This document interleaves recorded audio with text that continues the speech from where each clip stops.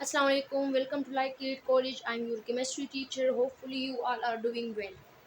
जैसे कि आप लोग जानते हैं हमने क्लास 9 की केमिस्ट्री स्टार्ट की हुई है। उसमें हमारे 5 लेक्चर जो है वो डन है। तो आज इंशाल्लाह हम लेक्चर 6 जो है वो पढ़ेंगे। लेक्चर 5 यानी 5 लेक्चर्स में हमने गैसियस स्टेट ऑफ मैटर को डिटेल में पढ़ा है। उसमें पहले हमने गैसियस स्टेट के बारे में, इंट्रोडक्शन के बारे में, उसके बाद जो है हमने गैसियस स्टेट के डिफरेंट फिजिकल प्रॉपर्टीज़ के बारे में पढ़े हैं। और फिर उसके बाद जो है हमने 2 लॉ जो गैस से रिलेटेड थे, Boyle's law and Charles law को वाइंड अप किया था। और उसके साथ जितनी भी न्यूमेरिकल यानी एग्जाम्पल थे उसको भी हम वाइंड अप कर चुके हैं। आज जो हमारा लेक्चर 6 स्टार्ट हो रहा है वो लिक्विड स्टेट जो है। आप लोगों को जैसे कि पता है प्यारे बच्चों के, आप लोगों का ये यूनिट का नाम जो है फिजिकल स्टेट्स ऑफ मैटर, यानी इसमें हम 3 स्टेट्स ऑफ मैटर को डिटेल में पढ़ेंगे। तो हमारा गैसियस स्टेट जो है वो वाइंड अप हो चुका है। आज इंशाल्लाह हम लिक्विड स्टेट को करेंगे और इस लिक्विड स्टेट को हम 2 लेक्चर में इंशाल्लाह वाइंड अप करेंगे और उसके बाद इंशाल्लाह सॉलिड स्टेट की तरफ जाएंगे। इधर देखिए प्यारे बच्चे, मैंने आप लोगों को पहले भी लिक्विड स्टेट के बारे में यानी डिफरेंशिएशन मैंने आप लोगों को बताया था लिक्विड, गैस और सॉलिड के बीच में। लेकिन फिर भी थोड़ा सा लिक्विड स्टेट को स्टार्ट करने से पहले थोड़ा सा इसको रिवाइज करते हैं। लिक्विड स्टेट क्या है? लिक्विड स्टेट हमारे पास मैटर की वो स्टेट है जिसमें हमारे पास इंटर मालिक्यूलर फोर्सेस जो है वो सॉलिड से वीक होते हैं लेकिन गैसेस से स्ट्रांग होते हैं। क्या मतलब है? मतलब इंटरमीडिएट स्टेट है जिसमें इंटर मालिक्यूलर फोर्सेस सॉलिड से ज़्यादा कम होते हैं। मतलब कम का मतलब ये है कि इतने मजबूत, इतने स्ट्रांग नहीं होते कि वो इसको फ्लो या मोशन करने ना दे या उनको इतना होल्ड रखे, और ना इतने कम होते हैं कि उनको ना इतने कम होते हैं कि वो हमारे पास फ्रीली मोशन कर सकें। नहीं, इंटरमॉलिक्यूलर फोर्सेस जो होते हैं लिक्विड स्टेट में वो सॉलिड से कम होते हैं, गैसेस से ज़्यादा। का मतलब क्या है? इंटरमीडिएट होते हैं। मतलब ये है कि ये हमारे पास मोशन भी कर सकता है, फ्लो कर सकता है, लेकिन इतना रैंडम मोशन भी नहीं कर सकता जितना गैसेस के मॉलिक्यूल्स कर सकते हैं। तो इसको हम लिक्विड स्टेट ऑफ मैटर कहते हैं। इसको हम डिटेल में नहीं जाएंगे क्योंकि ये आप लोग जूनियर क्लासेस से पढ़ के आ रहे हैं। सॉलिड क्या है, लिक्विड क्या है और गैस क्या है। जो सबसे इम्पोर्टेंट चीज़ें हैं उसमें हम इंशाल्लाह पढ़ेंगे आगे प्रॉपर्टीज़ में। लिक्विड स्टेट, यहाँ पर देखिए लिक्विड जो स्टेट होता है इनकी काइनेटिक एनर्जी होती है और इस काइनेटिक एनर्जी की वजह से हमारे पास ये रैंडमली मूव करते हैं। रैंडम मूव का क्या मतलब है? इधर देखिए फॉर एग्जांपल आप लोग जब वाटर को किसी फर्श पे फेंक देते हैं तो वो वाटर के मॉलिक्यूल एक ही डायरेक्शन में नहीं जाते बल्कि वो डिफरेंट डायरेक्शन में फैल जाते हैं। ये स्प्रेड जो हो जाते हैं, स्प्रेड के मॉलिक्यूल जो है कभी इस साइड पे एट अ टाइम जो है वो एक डिफरेंट डायरेक्शंस में जा सकते हैं एक ही डायरेक्शन में, यानी स्मूथ मोशन, वो ट्रांसलेटरी मोशन वो नहीं करते। तो इस जो एट अ टाइम वो स्प्रेड हो जाता है तो बेसिकली ये मॉलिक्यूल जो है ये रैंडम मोशन को शो करता है। तो काइनेटिक एनर्जी होती है तो ये रैंडमली मोशन करते हैं और उस मोशन का नाम फ्लो है, उसमें फ्लो की प्रॉपर्टी है। दूसरा हमारे पास ये है लिक्विड स्टेट जो इसका फिक्स्ड वॉल्यूम होता है। फिक्स्ड वॉल्यूम का मतलब ये होता है कि फॉर एग्जांपल एक गिलास पानी है तो एक गिलास पानी जो है वो एक ही गिलास पानी में आ सकता है। अगर आप लोग उसको बड़े कंटेनर में डाल दे तो इस तरह गैसेस की तरह नहीं होता कि वो सारे कंटेनर को फिल कर दे, बल्कि उसको वो उतना ही जगह फिल करेगा जितनी ही जगह जितनी कंसंट्रेशन में वो लिक्विड है। मतलब ये है कि अगर एक ग्लास पानी है तो उसको अगर आप लोग बहुत बड़े कंटेनर में डाल दे या फिर आप लोग अपने ग्लास में ही डाल दे तो ग्लास में अगर उस ग्लास में डाल जितनी उसकी कंसंट्रेशन है तो ग्लास में तो उसकी कंसंट वो तो फिल हो जाएगा। लेकिन अगर हम उसको किसी बड़े कंटेनर में डाल दें, जग वगैरह में डाल दें, तो वो इस तरह नहीं करेगा कि वो फुल जगह को घेर लेगा, बल्कि वो सिर्फ उतनी ही जगह को घेरेगा जितनी उसकी कंसंट्रेशन है। तो गैसेस की तरह वो सारी की जगह को घेरता नहीं है, इसलिए इसका फिक्स्ड वॉल्यूम है। लेकिन फ्लो, ये फ्लो करते हैं तो इस फ्लो की वजह से हमारे पास इसकी डिफिनेट शेप नहीं है, बल्कि हम इसको जिस कंटेनर में डालते हैं या जिस चीज़ में डालते हैं, ग्लास में डालते हैं तो उसका शेप फॉलो करता है, जग में डालते हैं उसका शेप फॉलो करता है, कप में डालते हैं उसका शेप फॉलो करता है। तो आप लोगों ने अक्सर नोट किया होता है कि अगर आप लोग बर्फ़ बनाते हैं तो आप लोग जिस बर्तन खाते हैं तो आप लोग जिस बर्तन का यूज़ करते हैं उसको फ्रिज में रखते हैं, उसमें आप लोग पानी डाल दें तो वो आप लोग फिर उससे जब वो बर्फ़ निकाल देते तो उसका शेप बना हुआ होता है। आइसक्रीम, मुख्तलिफ आइसक्रीम आप लोगों ने नोट किए होंगे तो उसको जिस शेप में, जिस शेप के कंटेनर में डालते हैं बल्कि उसी शेप का आइसक्रीम बन जाता है, क्योंकि वो जो लिक्विड है उसका अपना कोई भी डिफिनेट शेप नहीं है लेकिन वॉल्यूम इसका फिक्स है। नेक्स्ट जो है हम इसकी प्रॉपर्टीज़ में जाएंगे, इस वॉल्यूम, शेप और इन चीज़ों को डिटेल में पढ़ेंगे। इधर देखिए हमारे पास जो फर्स्ट प्रॉपर्टी है वो फिक्स्ड वॉल्यूम है जो मैंने भी डिस्कस की। नो डिफिनेट शेप है वो भी अभी हमने डिस्कस की। थर्ड जो सबसे इम्पोर्टेंट प्रॉपर्टी है वो एवापोरेशन है। What is mean by evaporation? Evaporation का मतलब ये है कि फॉर एग्जांपल ये हमारे पास क्या है, एक कंटेनर है। तो इस कंटेनर में जो है हमारे पास जो मॉलिक्यूल्स होते हैं, मैंने आप लोगों को पहले बताया है कि लिक्विड के जो मॉलिक्यूल्स है उसकी उसकी काइनेटिक एनर्जी है। और kinetic energy, the energy due to motion is called kinetic energy. तो मोशन की वजह से, चूंकि हमारे पास लिक्विड में मोशन है, तो यहाँ पर काइनेटिक एनर्जी मस्ट है। तो मॉलिक्यूल्स मूव करते हैं किस वजह से? काइनेटिक एनर्जी की वजह से। जब काइनेटिक एनर्जी की वजह से हमारे पास मॉलिक्यूल क्या करते हैं, मूव करते हैं, तो वो मॉलिक्यूल जिसकी काइनेटिक एनर्जी ज़्यादा होती है, तो वो मॉलिक्यूल जो है वो फास्टर मूव करते हैं। और जब वो फास्टर मूव करते हैं तो वो हमारे पास सरफेस तक पहुंच जाते हैं। इधर देखिए, फॉर एग्जांपल ये हमारे पास एक कंटेनर है और उसमें लिक्विड की मॉलिक्यूल है। तो इन सब मॉलिक्यूल की जो काइनेटिक एनर्जी होती है वो डिफरेंट होती है, वो सेम नहीं होती है। हर एक मॉलिक्यूल की डिफरेंट काइनेटिक एनर्जी होती है। तो इसमें जो जो वो मॉलिक्यूल जिसकी काइनेटिक एनर्जी बहुत ज़्यादा होती है, तो जिसकी काइनेटिक एनर्जी बहुत ज़्यादा होती है तो उसका मोशन भी ज़्यादा होगा, क्योंकि kinetic energy is related to motion. तो यहाँ पर जिस मॉलिक्यूल की काइनेटिक एनर्जी बहुत ज़्यादा होती है वो हमारे पास सरफेस यानी ऊपर जाने की कोशिश करते हैं, वो मूव करते हैं, फास्टर मूव करते हैं। तो जब वो फास्टर मूव करते हैं तो वो हमारे पास ऊपर जाते हैं। जब वो सरफेस पे आ जाते हैं वो गैसियस स्टेट में कन्वर्ट हो जाते हैं वेपर्स फॉर्म में। जब वो वेपर्स फॉर्म में कन्वर्ट हो जाते हैं तो वेपर्स कौन सा स्टेट है? गैस स्टेट है। और गैस स्टेट हमने पढ़ा था, इसमें इंटरमॉलिक्यूलर फोर्स सबसे ज़्यादा क्या होते हैं?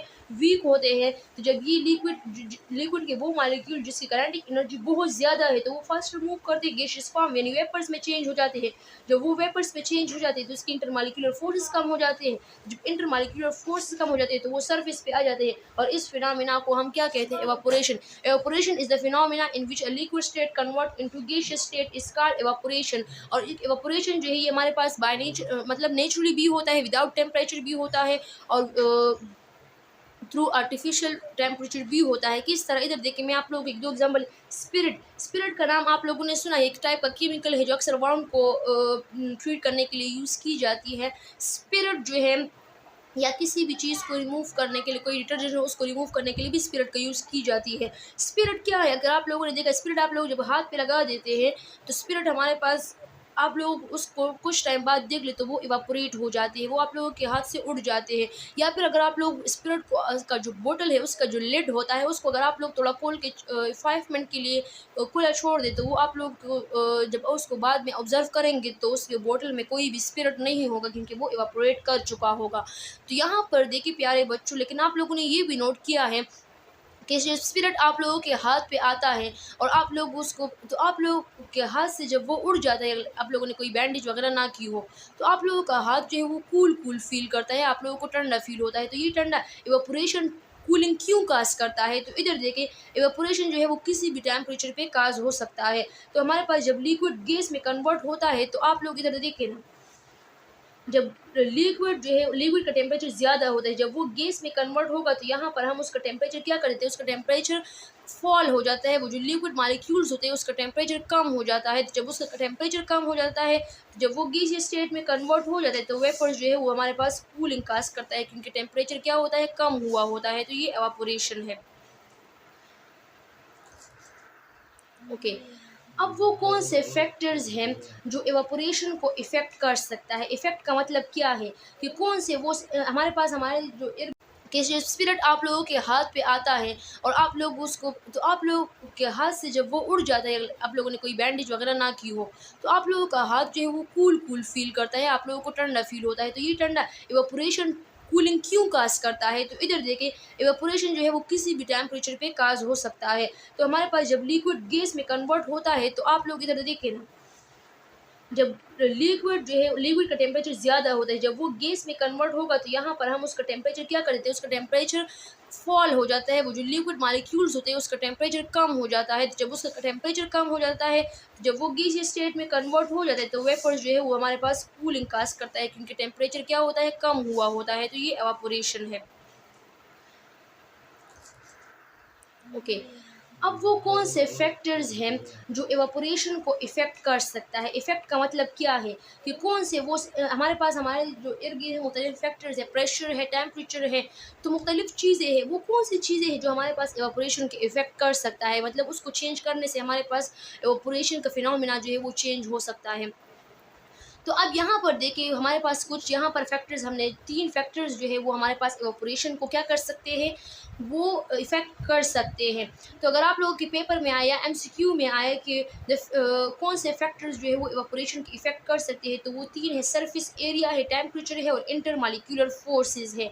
अब यहाँ पर मैंने आप लोगों को बहुत ईज़ी किया है आप लोगों के लिए, surface area is directly proportional to evaporation. क्या मतलब है कि जितना सरफेस एरिया ज़्यादा होगा उतना इवेपोरेशन फिनोमेना ज़्यादा होगा, जितना सरफेस एरिया कम होगा उतना इवेपोरेशन फिनोमेना क्या होगा, कम होगा। इधर देखिए प्यारे बच्चों, यहाँ पर 2 कंटेनर है, एक कंटेनर का सरफेस एरिया मतलब उसकी विड्थ जो है वो इतनी है, दूसरा जो है उसके इतना है। तो आप लोग ज़रा मुझे बताएं कि इसके सरफेस से जो है एक टाइम 1 2 3 4 मॉलिक्यूल जो है वो इवापोरेट हो रहा है और यहाँ पर 2 इवापोरेट, तो कौन से सरफेस एरिया से ज़्यादा मॉलिक्यूल इवापोरेट हो रहा है, जिसका सरफेस एरिया ज़्यादा है तो उससे एट अ टाइम ज़्यादा मॉलिक्यूल इवापोरेट हो रहा है क्योंकि उसको इवापोरेट करने की मॉलिक्यूल को इवापोरेट करने के लिए जगह मिल रही है।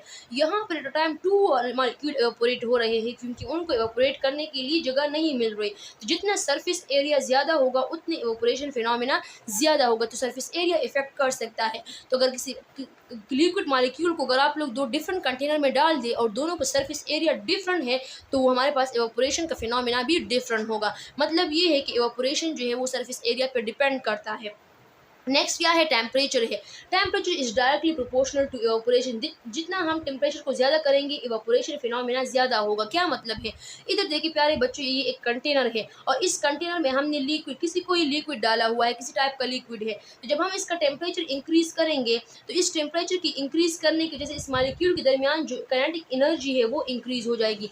जब काइनेटिक एनर्जी इंक्रीज़ हो जाएगी तो यहाँ पर कोलिजन ज़्यादा है। कोलिजन का मतलब क्या है, ये जो मॉलिक्यूल्स है ये एक दूसरे के साथ भी कोलिजन कर सकते हैं और एक दूसरे को धक्के दे सकते हैं, और यहाँ पर कंटेनर के वॉल के साथ भी। तो यहाँ पर 2 टाइप की कोलिजन हो सकता है, एक दूसरे के साथ कोलाइड कर सकता है, एक कंटेनर के साथ भी कोलाइड कर सकता है। तो जब यहाँ पर टेम्परेचर काइनेटिक एनर्जी इंक्रीज हो जाती है तो काइनेटिक एनर्जी का मतलब क्या है कि इन मॉलिक्यूल की जो स्पीड होती है वो इंक्रीज हो जाती है।